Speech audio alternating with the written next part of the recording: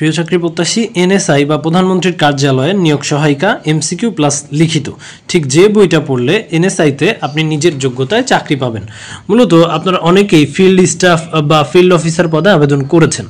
আপনাদের কাজ হবে 23 সাল 21 সালের প্রশ্নগুলো অ্যানালাইসিস করে ব্যাখ্যা সহ সমাধানগুলো পড়ে খুব ভালো করে আপনার প্রস্তুতিটা নেওয়া। ফিল্ড অফিসার এবং ফিল্ড স্টাফ অত্যন্ত গুরুত্বপূর্ণ পদ এনএসআইতে, এবং এখানে এমসিকিউ প্লাস লিখিত প্লাস ভাইবার মাধ্যমে আপনারা চাকরিটা পেতে পারেন। বুঝতে হবে এমসিকিউ পরীক্ষায় টেকাটাই আপনার জন্য একটা চ্যালেঞ্জ, কারণ লিখিত পরীক্ষা খুবই সহজ হয়ে থাকে।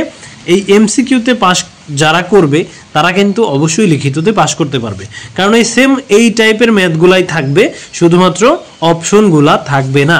সত্যি কথা বলতে বুঝলে বুঝপাতা, না বুঝলে তেজপাতা।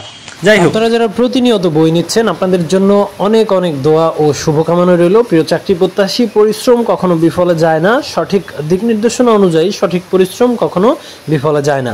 আপনারা যারা বিশ্বাস না করেন যে 100 টাকা পাঠাবো বই কি আসলে পাবো, তাদের উদ্দেশ্যে এই নাম্বারগুলো দেওয়া, তাদেরকে কল করে শুনতে পারেন তারা বই পেয়েছে কিনা।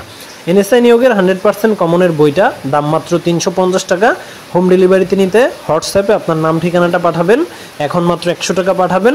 ডেলিভারি ম্যান বই নিয়ে গেলে 250 টাকা দিয়ে বই রিসিভ করবেন। লোক বলেন বা ফিল্ড অফিসার বলেন বা ওয়াচার কনস্টেবল বা ফিল্ড স্টাফ বলেন, তবে এই বইটা হাতে পাওয়ার পরে একদম শুরু থেকে শেষ, এই যে 2012-13 সাল থেকে শুরু করে এই যে 2023 সালের কোশ্চেন, 2021 সালের কোশ্চেন, প্রত্যেকটা পদের প্রশ্নগুলা খুব ভালো করে পড়বেন, সেটা যেই পদেরই হোক না কেন। কারণ ভাই, যারা চাকরির পরীক্ষা দেয় তারা জানে যে পরীক্ষার প্রশ্ন কিন্তু বারবার রিপিটেড হয়, এবং এমসিকিউ পরীক্ষায় আপনি যদি পাশ করতে পারেন আপনি অবশ্যই লিখিত পরীক্ষায় পাশ করতে পারবেন। এবার অত্যন্ত দুঃখের সাথে জানাই যে কারখানায় খুব চাপ থাকার কারণে আমাদের অনেকগুলা বইতে এই ধরনের সমস্যা হয়েছে। এই কারণে আমরা আন্তরিকভাবে দুঃখিত। যেমন কিছু কিছু পেজের এখানে দেখা গেছে যে প্রশ্নগুলা ওঠে নাই, তো এটা আমরা আন্তরিকভাবে দুঃখিত, এবং এটা কিন্তু বড় ধরনের কোনো সমস্যা নয়। 2-1টা পেজ যদি না থাকে এর জন্য তো ভাই আমরা মারামারি করতে পারি না কুরিয়ারে আপনার কারখানায় গিয়ে। আর এই মুহূর্তে আসলে প্রিন্টিংয়ে আপনার হচ্ছে ব্যানার, পোস্টার নিয়ে খুব চাপ, এই কারণে ওরাও খুব চাপে আছে। সামান্য ভুল হতেই পারে, এর জন্য ক্ষমার দৃষ্টিতে দেখবেন। তো ওয়াচার কনস্টেবল বা ফিল্ড স্টাফ নতুন নাম, এখানে যেই টপিকগুলো থেকে প্রশ্ন আসে, যেমন বাংলা দেখতেছেন সন্ধি বিচ্ছেদ আসে, তারপর বাগধারা আসলো, কারক বিভক্তি আসলো, শুদ্ধ বানান আসলো।